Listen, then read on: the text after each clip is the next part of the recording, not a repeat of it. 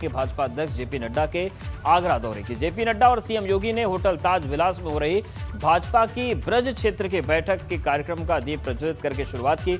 इसके बाद ब्रज क्षेत्र के प्रभारी मंत्री, विधायक और सांसदों के साथ भाजपा अध्यक्ष ने संवाद किया। इस बैठक में 19 जिलों के पदाधिकारी शामिल हुए हैं। जेपी नड्डा ने सबसे पहले पदाधिकारियों से संवाद किया। इसके बाद ब्रज क्षेत्र के जनप्रतिनिधियों के साथ बैठक की। बैठक में सीएम योगी, संगठन महामंत्री बीएल संतोष और यूपी प्रभारी राधा मोहन सिंह समेत कई पदाधिकारी मौजूद हैं। बैठक में 2022 में यूपी विधानसभा चुनाव की रणनीति बनाई जानी है, जिसको लेकर भाजपा अध्यक्ष प्रदेश के अलग अलग क्षेत्रों के प्रभारियों और जनप्रतिनिधियों के साथ बैठक कर रहे हैं। आगरा दौरे से पहले जेपी नड्डा ने अवध क्षेत्र के प्रभारी मंत्रियों के साथ 7 अगस्त को लखनऊ में बैठक की थी।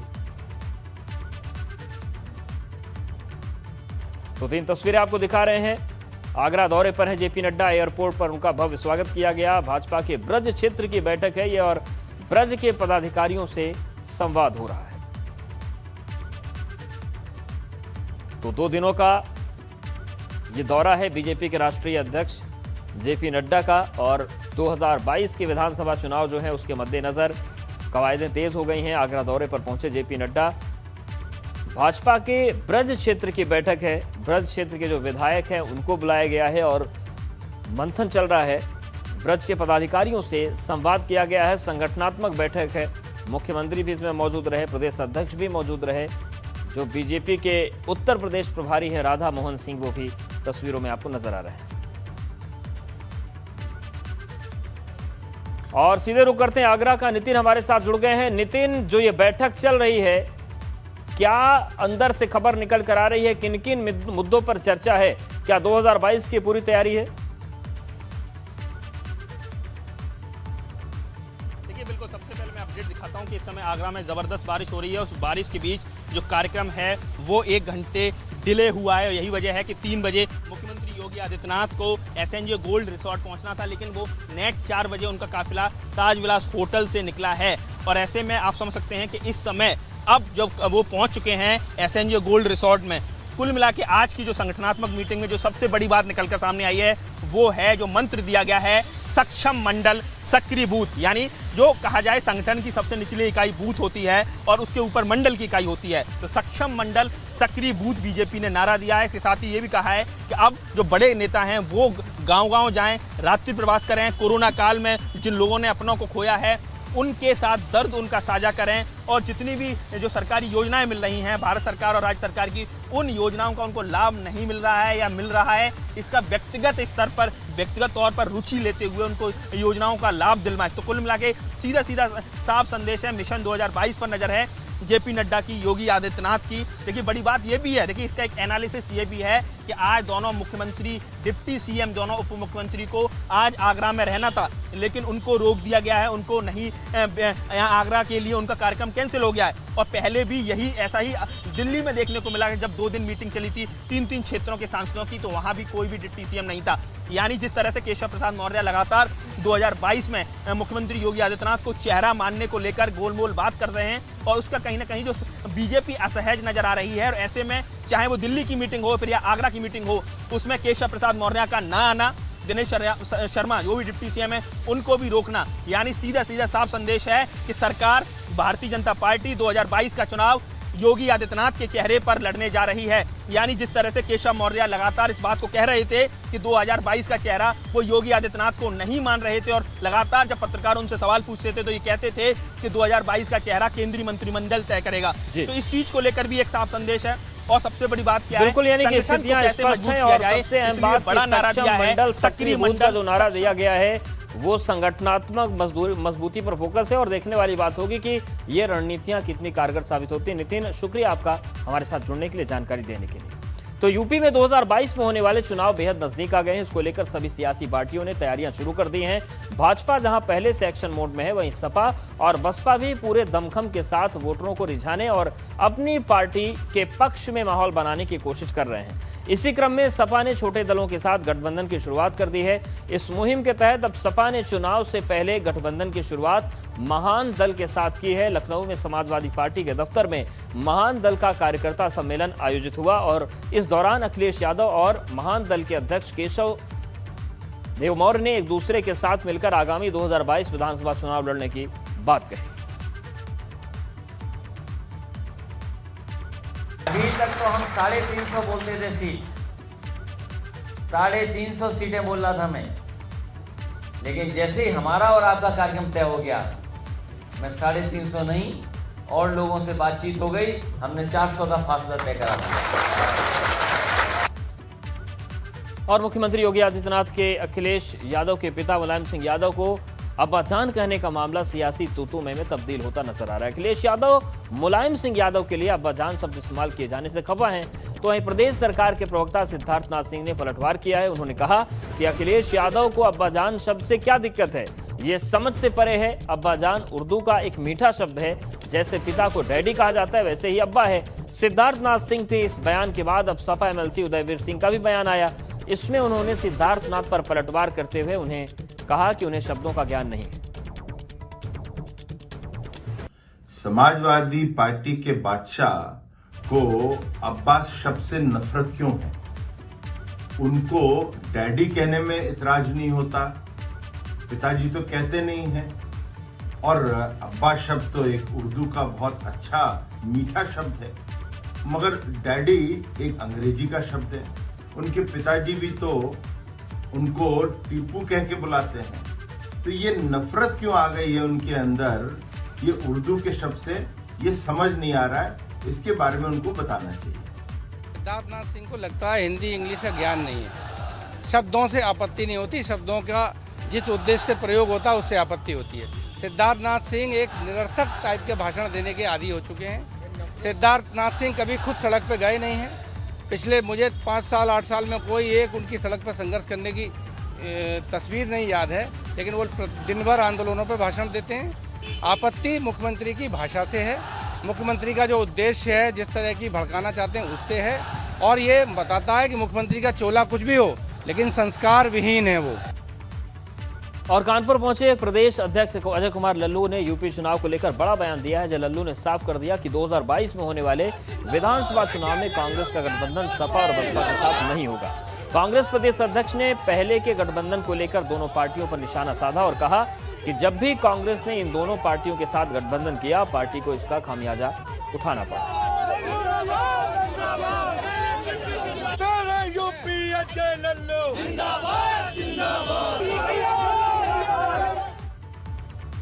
आम आदमी पार्टी के राज्यसभा सांसद संजय सिंह ने उत्तर प्रदेश के जल जीवन मिशन में भ्रष्टाचार का आरोप लगाया। उन्होंने कहा कि 1,20,000 करोड़ की इस योजना में 30,000 करोड़ का भ्रष्टाचार हुआ है। इस दौरान संजय सिंह ने रश्मि मेटेलिक नाम की कंपनी का जिक्र करते हुए कहा कि जिसे कई राज्यों में ब्लैकलिस्ट किया गया, उसे यूपी में काम दे दिया गया। संजय सिंह ने इस मामले में जांच की मांग की है। और भ्रष्टाचार क्या है, मैं एक एक करके बता रहा हूं। एक कंपनी है रश्मि मेटेलिक्स, जिस कंपनी को जल जीवन मिशन में जहां पर हजारों करोड़ की पाइप सप्लाई होनी है, वो हजारों करोड़ की पाइप सप्लाई का काम दिया गया। तो भ्रष्टाचार का खुला खेल है। 30-35% ओवर टेंडरिंग करके 1,20,000 करोड़ की योजना में लगभग 30 से 35,000 करोड़ रुपए का भ्रष्टाचार किया गया है। और अब बात गाजीपुर की, जहां पर सैदपुर से सपा विधायक सुभाष पासी और प्रशासन के बीच विवाद सामने आया। एक तरफ सपा विधायक का दावा है कि कोरोना काल में उन्होंने विधायक निधि से वेंटिलेटर समेत बाकी कामों के लिए 1 करोड़ की राशि दी थी, लेकिन प्रशासन ने उन्हें कहां खर्च किया इसकी जानकारी नहीं दी जा रही। तो वहीं मुख्य विकास अधिकारी की माने तो सिर्फ 4 लाख रुपए दिए गए थे। तो विधायक निधि में 1 करोड़ की मदद की गई थी। गाजीपुर में सपा विधायक और प्रशासन के बीच तनातनी हो गई है। सैदपुर से सपा विधायक मांग रहे हैं 1 करोड़ का हिसाब, और सुभाष पासी का दावा है कि कोरोना काल में 1 करोड़ दिए, लेकिन सीडीओ का कहना है कि विधायक ने केवल 4 लाख रुपए दिए। अब इसी को लेकर विवाद शुरू हो गया है। विधायक का दावा है कि उन्होंने 1 करोड़ रुपए दिए थे, आखिर कहां खर्च हुए इसका जवाब दिया जाए। सीडीओ कह रहे हैं कि केवल 4 लाख रुपए दिए गए। जब पहली लहर कोरोना की आई थी तो आप लोगों ने पेपरों में पढ़ा होगा, 1 करोड़ रुपया किसी ने देने का काम किया था तो आपका भाई, आपका बेटा, आपका भतीजा ये सुभाष पासी ने किया था। और ये देने का अधिकार आप लोगों ने दिया था, महमूदपुर के लोगों ने दिया था। आप लोगों ने उस दुर्दिन में बीजेपी की जो सुनामी चल रही थी उसमें यदि आप लोगों ने परचम लहराने का काम किया था तो आप लोगों ने मुझे चुन करके विधानसभा में भेजा था। उसका खामियाजा जब ये कोरोना की लहर आई तो आपके इस विधायक ने 1 करोड़ रुपया दिया था वेंटिलेटर लगाने के लिए कि ताकि मेरा कोई भाई, कोई मेरी बहन, कोई माँ, कोई मेरा बेटा, कोई भतीजा किसी कारणवश यदि बीमारी से ग्रसित है तो कम से कम वेंटिलेटर से उसका इलाज हो सके। विधायक श्री सुभाष पासी जी द्वारा पिछले वर्ष कोविड के लिए दैवीय आपदा कोविड-19 से बचाव हेतु तथा संक्रमण से सुरक्षा हेतु चिकित्सा उपकरण की सुविधा के लिए उन्होंने कार्यदायी संस्था मुख्य चिकित्सा अधिकारी गाजीपुर को 4 लाख रुपए की धनराशि को देने के लिए निर्देश दिया था, जिसके क्रम में वो धनराशि पिछले वर्ष मार्च 30 तारीख को और अप्रैल की 2 तारीख को 2020 में ही स्थानांतरित की जा चुकी है और उनके द्वारा इस संबंध में कार्य कराया जाएगा। रविवार का दिन हादसों भरा रहा। कई जिलों में हादसों की तस्वीरें सामने आई जिसमें दर्जन भर से ज्यादा लोगों की मौत हो चुकी है। कहीं रफ्तार का कहर हादसे की वजह बना तो कहीं पर लापरवाही ने लोगों की जान ले ली। जिन जिलों में हादसे हुए उनकी तस्वीरें आपके सामने हैं। मऊ, गोंडा, ग्रेटर नोएडा, अयोध्या और बरेली की तस्वीर आपको दिखा रहे हैं। 5 लोगों की मौके पर ही मऊ में सड़क हादसे में मौत हो गई। गोंडा में 2 बस यात्रियों की मौत हुई। वहीं पर अगर हम बात करें अयोध्या की तो यहाँ पर भी 2 लोगों की मौत हुई, 8 घायल हुए। ग्रेटर नोएडा में भी रफ्तार का कहर हुआ जहाँ पर हादसा हुआ और 2 मजदूरों की मौत बरेली में ओवरलोडेड ट्रक पलट जाने की वजह से हो गई। एम्बुलेंस वाले हड़ताल में सर, पीआरबी आई है, 4 को गए हैं। और मऊ के दोहरी घाट थाना क्षेत्र में छत्तीसगढ़ से आ रहे परिवार की कार अनियंत्रित होकर खाई में गिर गई, जिससे कार सवार 7 लोगों में से 5 लोगों की मौके पर ही मौत हो गई, जबकि 2 लोग गंभीर रूप से घायल हो गए। में एक दुर्घटना घटी। ये गाड़ी इसमें एक परिवार के 7 लोग थे, इसमें 4-5 बच्चे भी थे। तो ये सड़क के किनारे किसी तरह से गाड़ी दुर्घटनाग्रस्त हुई। इसमें 5 लोगों की डेथ हो गई, 2 लोग बच गए। घायल उनको उपचार हो रहा है और जो मृतक है अभी तुरंत ही पोस्टमार्टम से अस्पताल में। प्रशासन की तरफ से इनको क्या वो पहले एक्चुअली ये बेसिकली जहाँ के रहने वाले हैं, वहाँ से ही होगा। अभी पोस्टमार्टम होगा और जैसा भी निर्देश होगा वैसा किया जाएगा। गोंडा में यात्रियों से भरी एक बस हादसे का शिकार हो गई। दिल्ली से बिहार जा रही बस की गोंडा में सड़क किनारे खड़े ट्रक से टक्कर हो गई। हादसे में 2 यात्रियों की मौके पर मौत हुई है, जबकि 11 से अधिक अन्य लोग घायल हुए। आप देखिए कितना भीषण हादसा है। जो ट्रक का अगला हिस्सा है पूरी तरीके से क्षतिग्रस्त हो गया है। सड़क के किनारे खड़े ट्रक से ये बस टकरा गई थी और 2 यात्रियों की मौके पर मौत।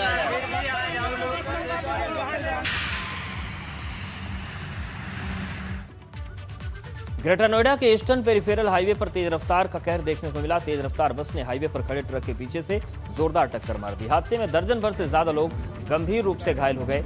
1 की मौत हो गई। बस के अंदर से शव को काटकर बाहर निकाला गया।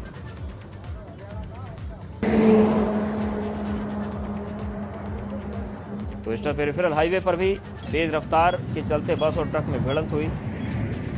सरिये से और तारों से ये पूरा लदा हुआ ट्रक था। तो रफ्तार का कहर लोगों की जान पर भारी पड़ रहा है। और अब बात पीलीभीत की, जहां पर खेतों में काम कर रहे मजदूरों पर हाई टेंशन लाइन गिर गई। इस हादसे में दंपत्ति बुरी तरीके से झुलस गए। हाई टेंशन करंट से युवक की मौके पर ही मौत हो गई, जबकि महिला बुरी तरह से घायल है। वहीं सूचना पर पहुंची पुलिस ने घायल महिला को इलाज के लिए अस्पताल में भर्ती कराया। तो ये एक्सीडेंट हुआ है और इसमें एक व्यक्ति की मृत्यु होने की सूचना मिल रही है। इसमें थानाध्यक्ष और पुलिस फोर्स को मौके पर भेजा गया है और कानून व्यवस्था की स्थिति अभी नियंत्रण में है। आगे देखा जाएगा कि इसमें किसकी लापरवाही रही है और इस हिसाब से कानूनी कार्रवाई होगी।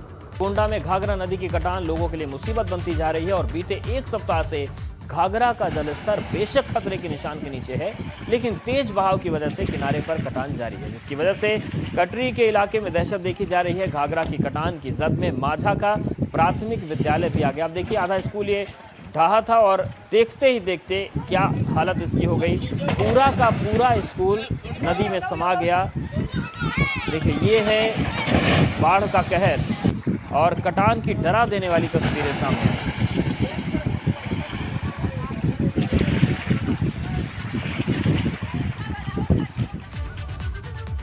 प्रयागराज में गंगा और यमुना दोनों ही नदियां खतरे के निशान को पार कर गई हैं। खतरे के निशान से ऊपर बह रही दोनों नदियां तबाही मचा रही हैं। अब तक बाढ़ से हजारों लोग प्रभावित हो चुके हैं। सैकड़ों लोगों ने बाढ़ राहत शिविरों और दूसरी सुरक्षित जगहों पर शरण ली है, जबकि अभी भी तमाम लोग बाढ़ प्रभावित इलाकों में फंसे हुए हैं, जिन्हें निकालने के लिए प्रशासन की तरफ से राहत और बचाव कार्य जारी है। इस काम के लिए प्रशासन ने एनडीआरएफ और एसडीआरएफ की टीम तैनात कर दी। संगम नगरी प्रयागराज में गंगा और यमुना दोनों नदियां उफान पर हैं। दोनों नदियों का जलस्तर लगातार तेजी से बढ़ता जा रहा है। दोनों नदियां खतरे के निशान को पार कर चुकी हैं। अब से कुछ देर पहले दोनों नदियों ने खतरे के निशान को पार किया है और गंगा यमुना में आई बाढ़ ने ज़बरदस्त तबाही भी मचाई हुई है। जो गंगा के कछारी इलाके हैं उनके पर बने हुए मकानों में पानी घुस गया है। तमाम लोग आप देख सकते हैं कि इस तरीके से फंसे हुए हैं। मकानों में कई फीट तक पानी घुस गया है। अंदर तक जाने के लिए सिर्फ नाव ही एकमात्र सहारा है और तमाम लोग देखिए आप खिड़कियों पर किस तरीके से लोग खड़े हुए हैं, इंतजार कर रहे हैं। इनमें से कुछ लोग ऐसे हैं जो बाहर सुरक्षित जगहों पर जाना चाहते हैं, जबकि कुछ लोग ऐसे भी हैं जो अपने घरों में रह रहे हैं, अपनी गृहस्थी की रक्षा कर रहे हैं, उसकी निगरानी कर रहे हैं। और इस वक्त हम मौजूद हैं प्रयागराज का ये बघाड़ा इलाका है, गंगा का कछारी इलाका है और आप देख सकते हैं कि ज़्यादातर जो मकान हैं, तकरीबन 1000 से ज़्यादा मकान ऐसे होंगे जिनमें इसी तरीके से बाढ़ का पानी, गंगा की बाढ़ का पानी वो समा चुका है। तो लगातार प्रयागराज में जो हालात हैं वो इसी तरीके से खराब हैं और ये जो तस्वीरें आप देख रहे हैं, जो मंजर आप देख रहे हैं, वो बेहद खतरनाक हैं, बेहद डरावने हैं। और इस तरीके का मंजर सिर्फ एक इलाके में जहां पर हम हैं वहीं पर नहीं, बल्कि तकरीबन 1 दर्जन शहरी मोहल्ले ऐसे हैं जहां इसी तरीके की तस्वीरें देखने को मिल सकती हैं। ग्रामीण इलाकों का हाल और भी बुरा है। कई ग्रामीण इलाके ऐसे हैं, कई गांव ऐसे हैं जहां बाहरी दुनिया से लोगों का संपर्क कट गया है। नाव के जरिए लोग जा रहे हैं और ये देखिए, ये सामने का जो मकान आप देख रहे हैं, सफ़ेद रंग का मकान है, पूरी तरीके से बाढ़ के पानी में डूब चुका है और लोग परेशान हैं। यहाँ पर लोगों की परेशानी थमने का नाम नहीं ले रही है और ये तस्वीरें लगातार जैसे जैसे हम आगे बढ़ते जा रहे हैं उसी तरीके से आप देख सकते हैं कि जो विभीषिका बाढ़ की है वो ज़्यादा खतरनाक स्तर